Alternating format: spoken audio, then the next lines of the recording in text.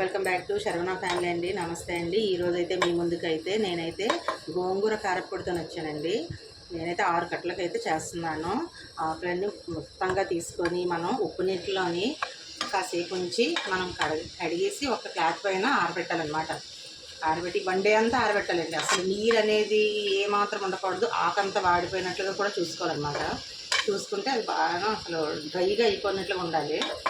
మనకు కొంచెం క్లైమేట్ కొంచెం కూల్గా ఉంది కాబట్టి కొంచెం అలా ఇలా ఉంటుంది. కానీ మీరు మాత్రం ఆరబెట్టుకొని బాగా పొడి పొడిగా ఆరినప్పుడు కొంచెం ప్యాన్లోని ఏం వేయకూడదు.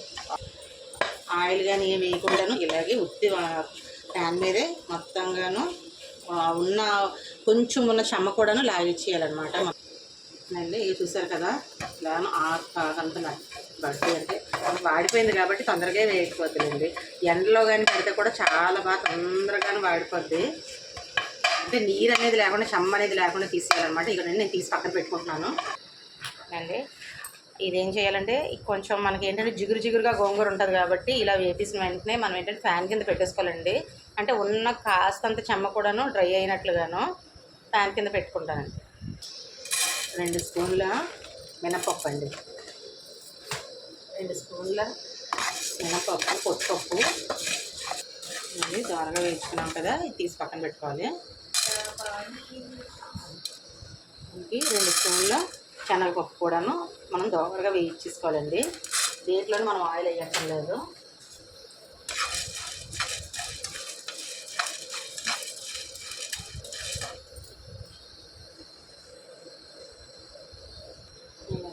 శనగపప్పు అయితే బాగా దోరగా వేయించుకున్నాం కదండి, తీసి పక్కన పెట్టుకోవాలి. వేయడానికి 2 స్పూన్ల ధనియాలు వేసుకోవాలండి. మనం ఇంకొంచెం కావాలన్నా కూడా వేసుకోవచ్చు, ఎందుకంటే గోంగూరలోని ధనియాలు జీలకర్ర ఉంటే చాలా మంచి ఫ్లేవర్ వస్తుందండి. ఇట్లానే మనకి పెద్ద స్పూన్ నిండగా జీలకర్ర వేసుకోవాలండి. జీలకర్ర కూడా బాగా దోరగా వేసుకున్నాం కదండి. దీంట్లోని అసలు మెయిన్ ఏంటంటే మనకి గోంగూర నువ్వుల కారప్పొడి అనమాట. దీంట్లోని నువ్వులైతే మనం ఒక కప్పుడు నువ్వులు వేసుకోవాలండి. నిజంగానూ చెప్పాలంటే రక్తపుష్టికి దీనికి మించిన కారప్పొడి అయితే లేదండి. అంత మంచి మనకేంటంటే హిమోగ్లోబిన్ శాతం లేదని అంటారు చూసారా, నేను కప్పుడు వేసానండి నువ్వులైతే.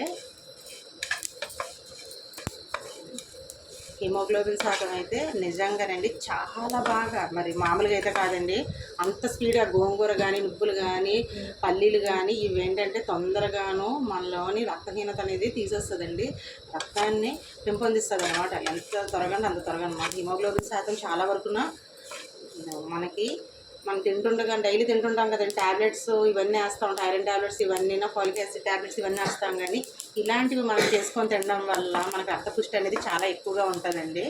అందుకని మీ ముందుకైతే మేము తీసుకొస్తున్నాము ఇలాంటి వీడియోస్ అన్నీనా. ప్రతి ఒక్కరూ ఆరోగ్యమే మహాభాగ్యం కదండి. అలాగే మా ఛానల్ కానీ మీకు నచ్చినట్లుగా అయితే లైక్ చేయండి, షేర్ చేయండి, సబ్స్క్రైబ్ చేయండి. ప్రతి ఒక్కరూనా మాకు సపోర్ట్ చేయండి. ఇలాంటి వీడియోస్ మరెన్నో మీ ముందు తీసుకొస్తామండి. ఇదనండి దోరగా వేయించాను. నువ్వులు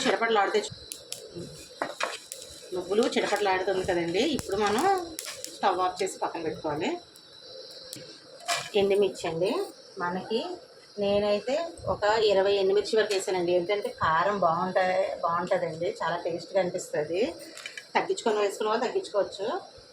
అలాగే మనకి ఎంత మనం గోంగూర తిన్నా కూడాను కొంచెం చింతపండు అనేది వేస్తే చాలా బాగుంటుందండి. నేను నిమ్మకాయ సైజ్ అంత చింతపండు అయితే వేసాను.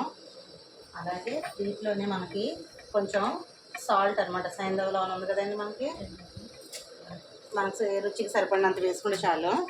ఇవి కూడాను దోరగా వేయించేయాలి. చింతపండు, ఉప్పు, మిరపకాయలు వేపుతుంటే చాలా బాగుంటుందండి. అంటే చింతపండులో ఉన్న చెమ్మంతా ఉప్పు లాగేస్తుంది అనమాట. అందువల్ల ఎంత గోంగూర మనం వండినా కూడా చిన్న చింతపండు వేస్తే చాలా బాగుంటుంది. మీకు చింతపండు వద్దు అనుకున్న వాళ్ళు అది లేకుండా కూడాను బాగా ఉంటుంది. నేనైతే టేస్ట్ కోసం వేసుకున్నాను అనమాట అండి. దోరగా వేయించాను కదండి. ఇట్లోనే వెల్లుల్లి అండి, వెల్లుల్లి మనం వేపక్కర్లేదు, నేనైతే వేపను కదా ఇప్పుడున్న మామూలుగానే చెమ్మ కోసం అనుకొని మనకి ఒక ఏంటంటే 4-5 పాయలు తీసుకొని మనకి ఏంటంటే కొంచెం పెద్దవి అయితే 2 పాయలు అయితే చాలండి, చిన్నవి అయితే ఒక 4 పాయలు తీసుకుంటే బాగుంటుంది అనమాట. కారపొడిలో అని వెల్లుల్లి ఉంటేనేనండి టేస్ట్ అంతను అండి. స్టవ్ ఆఫ్ చేసుకోవాలి, ఇంకా వేపడానికి అయితే ఏం లేదు కదా. అవి తీసుకున్నాం కదండి, బాగా చల్లారిన తర్వాత మిక్సీ పట్టాలండి. మిక్సీ పడితే పట్టచ్చు, లేదంటే మనం దంచుతామంటే రోట్లో వేసి దంచేయచ్చు.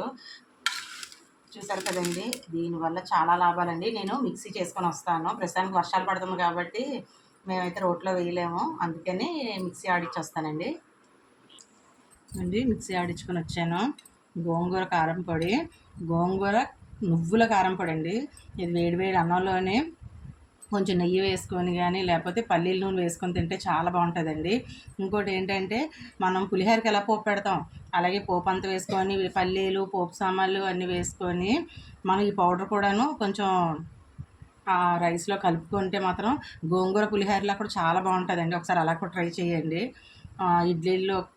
ఇడ్లీల్లో కనను దోశల పైన వేసుకొని దానిపైన పల్లీల నూనె వేసుకుంటే చాలా బాగుందండి. నేనైతే అలా ట్రై చేశాను అనమాట. గోంగూర పులిహోర కింద కూడా చాలా బాగుంది, పల్లీలు ఇవన్నీ వేయించుకుంటే. అందుకని మీ ముందుకైతే మేము తీసుకొచ్చాం కదండి. ఇది ప్రతి ఒక్కరు ట్రై చేయండి, తక్కువ ఇంగ్రీడియంట్స్తోనే చాలా లాభాలండి. మన ఔషధాల గనిలోని మనకి దొరకనివంటి ఔషధం అనేదే లేదండి, అంత మంచి ఔషధం అనమాట. నిజంగాను రక్తానికి ఎంత బాగా పెంపొందిస్తుందంటే చాలా బాగా ఉపయోగపడుతుందండి. ప్రతి ఒక్కరు ట్రై చేస్తారని మేము ముందుకైతే తీసుకొచ్చాం ఫ్రెండ్స్. నమస్తే అండి.